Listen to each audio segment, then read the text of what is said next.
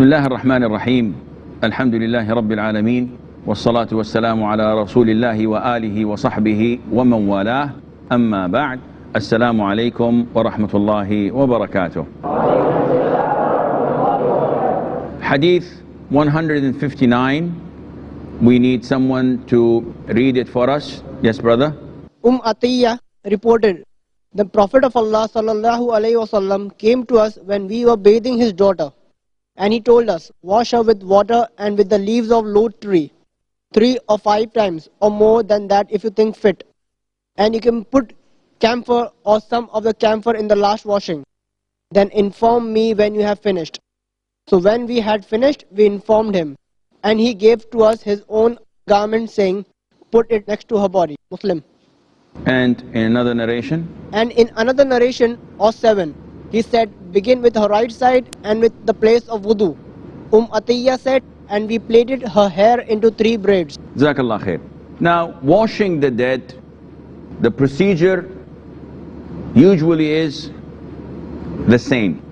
First of all, you try your level best to take off the clothes without tearing them.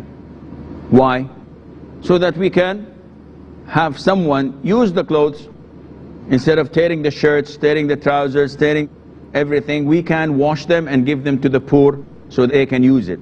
Sometimes it is difficult or impossible, as in the case of injuries, as in the case of burns, so you have to have scissors and you cut them off. After that, while doing this, you have to make sure that the awrah is covered. And the awrah, the part of the body that is not allowed for people to see, for men it's from the navel to the knees, and for women it is from below the neck to the knees. So women cannot see the breasts of other women, they cannot see the bare back of other women. This is not permissible in Islam.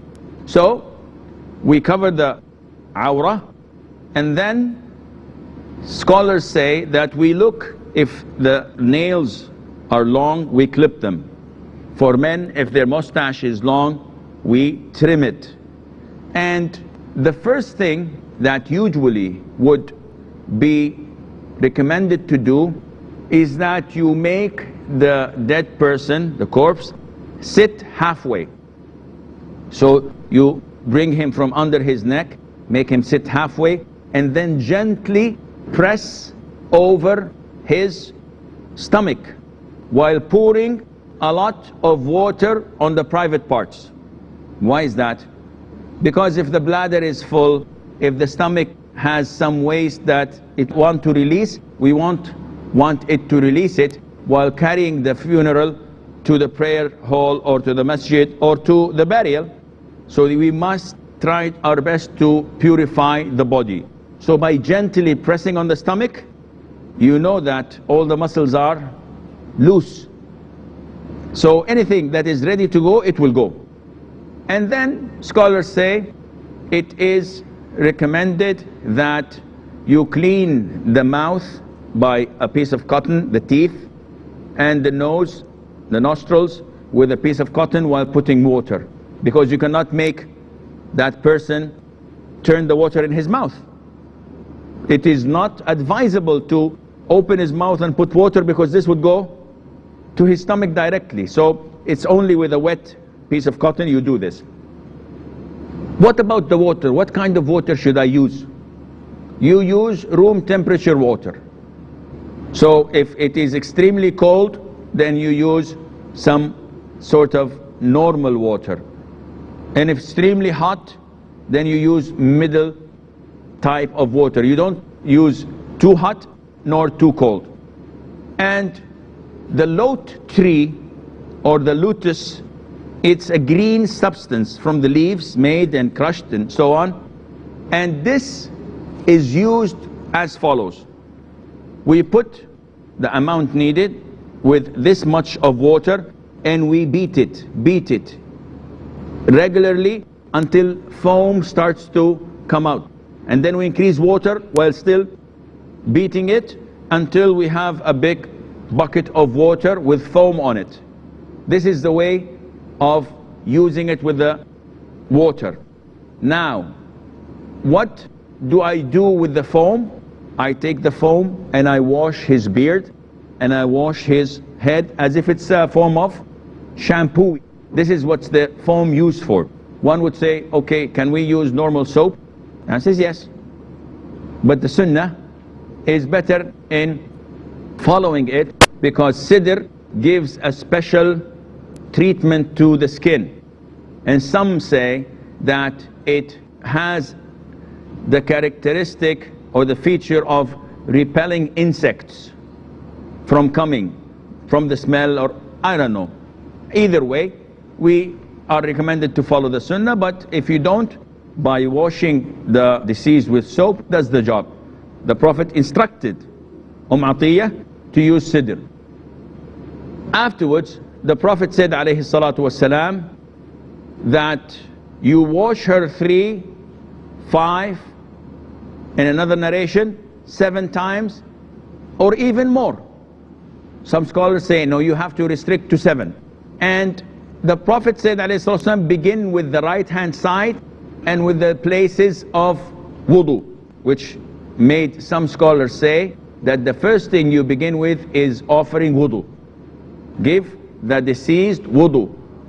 And this is similar to our normal, what? To our normal ghusl. The sunnah for us is to make wudu, then make ghusl. So with the deceased, it's the same thing. You offer wudu, you wash the right hand side, and then the wipe on the head, the face, the whole thing in sequence. After that, after you wash or you make the wudu, you wash the entire body. Now, how do I wash the entire body? Scholars say that you have a piece of cloth that you wrap around your hand, and preferably it is your left hand because you're going to clean the private parts. But you do this from underneath the cloth that is covering the awrah. The rest of the body is clear. I start by washing the right hand side, the shoulders, the hips, and so on. The man is lying on his back, so I start with the right hand side, and then I put the right leg over the left leg. The legs are like this. I put his right leg on the left leg. Why? So that when I turn the body, it turns quickly. Because I have to turn the body to the left side so I can wash the back right side of the deceased. And if the legs are like this, if you try to move him, it will not move. So that's why you have to bring the leg over the following, or the second leg. He has only 2 legs, so you have to put the leg on the other one and turn him on the left side, and then wash the back side, the right side to the legs, turn him back again, put the left and the right, and twist him over, and this is one wash, during which I clean from underneath the garment the private parts, the front and the back, to ensure that it is clean. And I put excessive amount of water so that if anything comes out, it goes with the water and I don't see it. If you use little amounts of water and you see things, maybe this would make you feel a little bit disgusted, maybe. And it is forbidden completely to tell anyone of what you see. You're not allowed to go out and say, well, I saw so much filth and so much dirt. This guy was stinking. Astaghfirullah wa atubu ilayh. This is something that you have to conceal. And if you disclose it, Allah will punish you for it. And if you conceal it, Allah will forgive you how many times? 40 times. Allah will forgive you 40 times. So imagine how much reward you are getting. And I wash him once. I do the same process twice. I do the same process 3 times. If I still, while washing, see something coming out, I do what? 5 times. Again, I do 7 times. Some scholars say after the 7th, that is it. You don't do anything. But what to do if there is still some najasa, some impurity coming out? Old scholars used to say that you have to put something that blocks the passage. And whether it is mud or it is some form of cement or some form of plasters that would stop this. Nowadays we have diapers. So scholars always get a diapers ready. So if najasa is still coming out after 7th time of washings, and you put a diaper and you seal it tightly, and that is it. What to do afterwards? You dry the body, and then you either, and this is the most likely way of doing it. Now we're washing the body on a wooden surface which has holes in it so that it allows the water to, anything can do. Nowadays in new places for washing the bodies, specially designed for that, they have big platforms that are made from marbles with special holdings in it. And it looks like a kitchen. When you see it, it looks as if it's a kitchen, but actually it has all the sprays necessary for the water and all the necessary tools available. Makes it clean, makes it easy. The drainage is also clean, and there's special clothes that you put on for hygienic purposes. The place is wet. We dry the deceased with a towel, and in another location we spread the 3 sheets. Prophet ﷺ, he was himself shrouded in 3 white sahul, meaning either referring to a city or a village in Yemen where they used to make these types of white cotton clothes, or it means to be white and pure. And this is his sunnah. So we bring 3 pieces of cloths. Now one would say, I'm a rich man.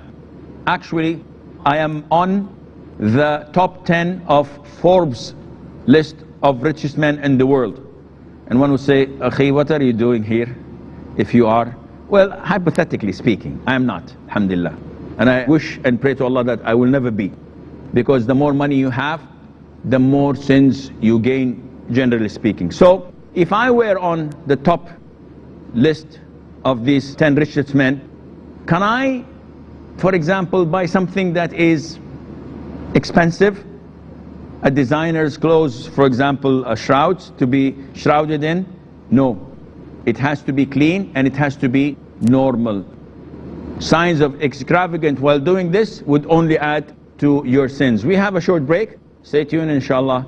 We'll be... Assalamu alaikum and welcome back. So, we put the shrouds, we carry the deceased and put him in these shrouds. Any way of shrouding him special? Scholars say, we in Arabia, this is what we do. We put the first shroud before we bring the deceased, and we put a lot of perfume, and we put a lot of al-hanut, which is a type of perfume that you break, and it's a substance. And we put different kinds of oud, of ward, something that is presentable. Then we put the other shroud and we do the same. Then we put the other 3rd one and we put the same. So the full layer, 3 layers are all perfumed. You remember that incense we also can do before doing it. Then we bring the deceased and we put him. And before shrouding him, we bring a bottle of perfume and we put in a cotton in the places where he used to prostrate on. So we put a lot extensive on his palms, on his knees, on his feet, and on his forehead and nose. And then we shroud him with the first shroud. Normal, 1 and 2. And from the top, there is about half a meter from the head and half a meter from the legs. Why? So that we can carry him from it when we put him in the grave. We don't hold his feet, we hold it from these half a meter long handles, if you wish. And then we wrap the first layer, we wrap the second layer, we wrap the 3rd layer, and then we put the knots. So 1 at the legs, 1 at the knees, 1 at the waist, 1 at the head, 1 at the arms, depending, 5 or 6 or 7. Every country differs from the other. The most important thing that it is tight, that it was not break loose. Before doing that, some scholars, if you do not put a diaper, you put a big piece of cotton at the private parts and perfume it as well, and you wrap it. Now for women there is another extra, because the Prophet in this hadith, he told them, when you finish, announce me, inform me.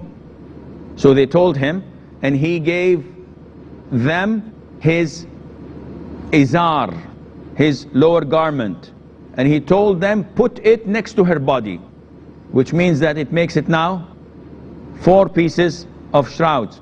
And that is why scholars say, make them witr and 5. So 1 for the waist, and they say 1 is for the head or for the upper body, and the other 3 are your normal 3 shrouds. We finished, we wrapped the body with these shrouds. By this he would be ready for burial. Now the last, we did not mention this, the last wash, which is the 3rd or the 5th or the 7th, we should add to it some camphor.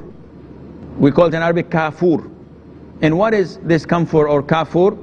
It is a sort of substance that also gives perfume or scent to the washing, and scholars say that it gives the skin and the body stiffness, and the stiffness is needed so that it would become easier to carry and so on. So we put the perfume and we use these substances as the Prophet ﷺ instructed us to do. We have some time left, I believe, but before we go to the following hadith, do we have any questions? Okay, yes brother. Assalamu alaikum, Sheikh. Assalamu. What if a dead body has a ring in her hands which we are not able to pull out? Ring in the hand. In the hand there's a ring. Yes, and we are not able to pull out. Well, if you are unable to take the ring without harming the body, leave it. And usually the jurors, the fuqaha, refer to a similar incident, and they say, what's the ruling if the dead man had teeth made of gold? So they say, if it is possible to take them, if they are removable, then you have to take them, because this is money and this is part of the inheritance that must be distributed.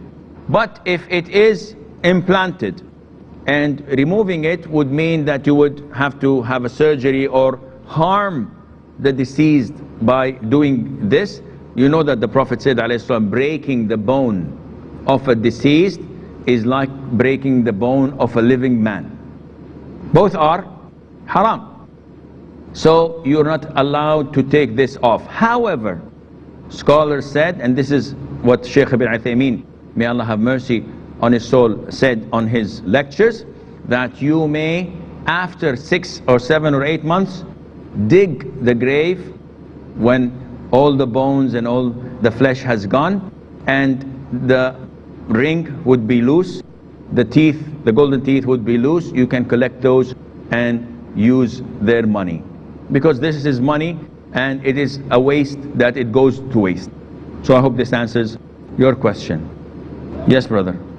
Assalamu alaikum. Salam. Recently I had witnessed a funeral procession, and I was witnessing the burial procedure. Before the showering the body, they applied some kind of powder, and when I inquired about the same, they told me it's for the body to decompose as soon as possible.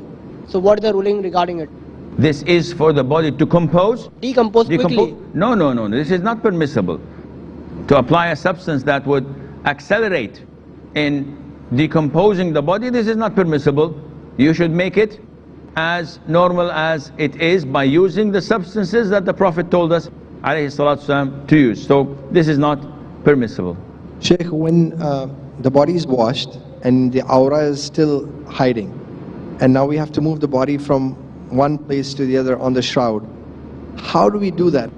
Very, very simple. The process is, the piece of cloth covering the aura is wet and it's dirty, most likely, though we've washed the whole body 3, 5 or 7 times. So what we do is, when we finish, I told you we dry it with a towel, we bring a new fresh towel and we put it on top, one man holding it from top, and then we take from underneath it the wet piece of cloth. So the man now is covered with a towel. We take the body with the towel to the first shrouding place. The minute we put the first shroud and the second, from underneath we withdraw the towel. So now you cannot expose the awrah. This man is dead, but he has his honor and pride, and you have to protect this. Yes, brother.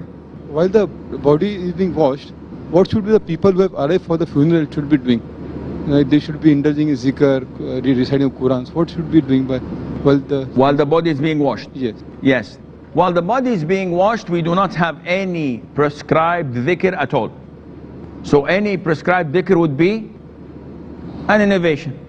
So if you are, while doing this in yourself, say, oh Allah forgive him, oh Allah, it is good. But we cannot say to the people, before you go, you must seek Allah's forgiveness 50 times, and you must say, may Allah have mercy on him 21 times.